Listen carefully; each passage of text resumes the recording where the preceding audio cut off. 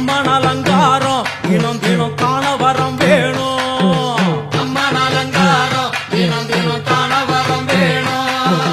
அம்மன் அலங்காரம் கண்டுவிட்டா நம்ம குற தீரும். அம்மன் அலங்காரம் கண்டுவிட்டா நம்ம குற தீரும். அம்மனுக்கு விரதம் ஆதி முதல் இன்று வரை வழக்கம். அம்மனுக்கு விரதம் ஆதி முதல்